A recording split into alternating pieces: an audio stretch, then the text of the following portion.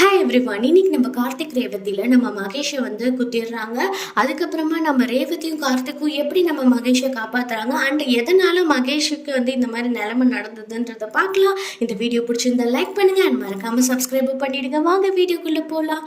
அதாவது பார்த்திங்கன்னா தாலி பிரித்து கோக்குற ஃபங்க்ஷன் ஒரு பக்கம் நடந்துட்டு இருக்கும் போது இந்த ஐடி ஆஃபீஸர்ஸ்லாம் வந்து கலவரம் பண்ணிட்டு இருந்தாங்களா. அந்த டைமை பார்த்து நைஸாக இதாக சாக்குன்னு சொல்லிட்டு நம்ம ரேவதி எஸ்கேப் ஆயிடுறாங்க. நேராக போயிட்டு மகேஷை காப்பாற்றலான்ற மாதிரி அங்கே போனோடனே பார்த்திங்கன்னா அந்த அடியாட்கள்லாம் சுற்றி வந்துட்டுருக்காங்க. நைஸாக அவங்க அந்த பக்கம் போகும்போது நம்ம மகேஷை பார்த்துட்டு எப்படியும் காப்பாற்றிடலான்னு சொல்லிட்டு வராங்க. வந்துட்டு கட்டியும் அவுத்துட்டோன்னே நம்ம மகேஷ் ஒரே சந்தோஷமாச்சு. ரேவதி நீ வந்துட்டியா, உனக்காக தான் நான் காத்துட்டு இருந்தேன் அப்படிலாம் டைலாக் பேசிகிட்டு இருக்காரு.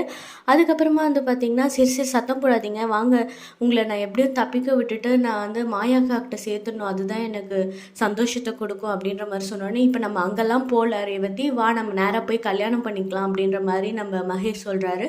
உடனே நம்ம ரேவதி சொல்கிறாங்க, இல்லை மகேஷ் எனக்கு வந்து கல்யாணம் ஆயிடுச்சு, கல்யாணன்றது என் வாழ்க்கையில் ஒரு வாட்டி தான் நடக்கும், ஸோ அதனால் நான் இதுக்கு மேலே அதை பற்றி யோசிக்க விரும்பலை அப்படின்ற மாதிரி சொல்கிறாங்க. உடனே மகேஷ் சொல்கிறாங்க, அதெல்லாம் முடியாது, நீ இப்போ வந்து என் கூட வர, நம்ம கல்யாணம் பண்ணிக்கலாம் அப்படின்ற மாதிரி சொன்னோடனே உனக்கு இப்போ என்ன இந்த தாலி தானே பிரச்சனையாக இருக்குன்னு சொல்லிட்டு அவர் என்ன பண்ணுறாருனா தாலியை பிடிச்சி இழுக்கிறாரு. உடனே நம்ம ரேவதிக்கு கோவம் வருது. கோவம் வந்தோடனே விடுங்க மகேஷ் விடுங்க, அப்படி பண்ணாதீங்க அப்படின்ற போது என்ன பண்ணுறாங்க, பிடிச்சி தள்ளி விட்டுறாங்க. தள்ளி விட்டோன்னு லைட்டாக தலையில் அவருக்கு அடிபட்டுறது. உடனே அவர் திருப்பி கோவம் வந்து திரும்புறதுக்குள்ளே என்ன பண்ணுறாங்கன்னா அந்த பக்கத்துலேருந்து ரவுடிங்கெல்லாம் வந்து வேகமாக வந்துடுறாங்க. ஏய் நீ என்ன தப்பிக்க பார்க்குறியா, அப்படி இருடா புடுறா அப்படின்னு சொல்லிட்டு என்ன பண்ணிடுறாங்கன்னா டபால்னு குத்திடுறாங்க நம்ம மகேஷை. குத்திட்டு அவங்க பாட்டுக்கு எஸ்கேப் ஆகி ஓடிடுறாங்க. ஓடினதுக்கப்புறம் என்ன பண்ணாங்கன்னா நம்ம ரேவதிக்கு செம அதிர்ச்சி. ஐயோ மகேஷ் என்ன ஆயிடுச்சு அப்படின்ற மாதிரி என்ன அப்படியே ஒரு மயக்கம் போட்டு விழுந்துடுறாரு.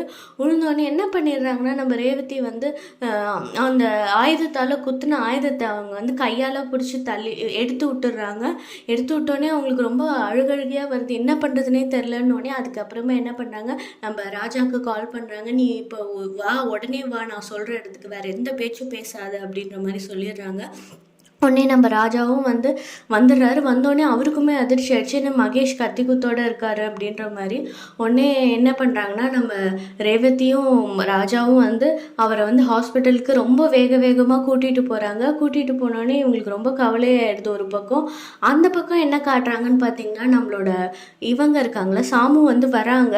வந்து நம்ம எப்படியாவது மகேஷை கூட்டிகிட்டு போயிட்டு சபை முன்னாடி சொல்லிடணும், மாயாவுக்கும் மகேஷ்க்கும் இருக்கிறது வந்து தப்பான உறவுன்னு மகேஷ் வாயால் சொல்ல வைக்கணும்னு சொல்லி கூட்டிகிட்டு போகலான்னு அந்த குடோனுக்கு வராங்க. பார்த்தா எந்த ஒரு இதுவுமே இல்லை, கட்டெல்லாம் அவுந்திருக்கு, மகேஷும் காணோம், அங்கே இருக்கிற அந்த அடியாட்களையும் காணோம். ரொம்ப அதிர்ச்சி ஆயிடுறாங்க. சரி ரொம்ப டைம் ஆயிடுச்சு, சரி நம்ம பேசாமல் மாயாக்கிட்டே போயிடலான்னு சொல்லிட்டு நேராக போயிட்டு மாயா வீட்டுக்கு போனோடனே மாயா அங்கே இருந்தோடனே, இப்போ நீ என்கிட்ட நான் சொல்கிற இடத்துக்கு நீ வந்துட்டு நீ உண்மையை சொல்லிடுற, உனக்கும் மகேஷ்க்கும் இருக்கிறது தப்பான உறவு அப்படின்ற மாதிரி சொல்லு சபை முன்னாடினோடனே, நான் சொல்கிறேன் ஆனால் நீங்கள் தான் மகேஷை கடத்தி வச்சுருந்தீங்கன்ற உண்மையை சொல்லுங்கள், நான் கண்டிப்பாக வந்து சொல்கிறேன் சொல்லிட்டு மாயா சொல்கிறாங்க. உடனே இவங்க சொல்கிறாங்க, எனக்கு மகேஷ்லாம் எங்கே இருக்காலாம் தெரியாது, நான் இருந்தால் மகேஷே வந்து சபையில் சொல்ல வச்சுருப்பேன், நான் எதுக்கு உன்னை கூப்பிட்றேன் அப்படின்ற மாதிரி சொல்லி அவங்க அந்த பக்கம் சொல்லிட்டு இருக்காங்க. இந்த பக்கம் பார்த்திங்கன்னா மகேஷ்க்கு வந்து ரொம்ப சீரியஸாக இருக்கிற மாதிரி ஒரு பக்கம் காமிச்சிட்டு இருக்காங்க.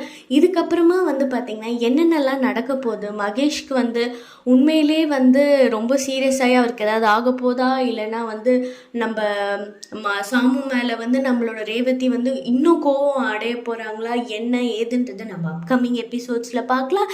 இந்த வீடியோ பிடிச்சிருந்தா லைக் பண்ணுங்கள் அண்ட் மறக்காமல் அந்த சப்ஸ்கிரிப்ஷனையும் பண்ணிவிடுங்க ப்ளீஸ். தேங்க்யூ ஃபார் வாட்சிங்.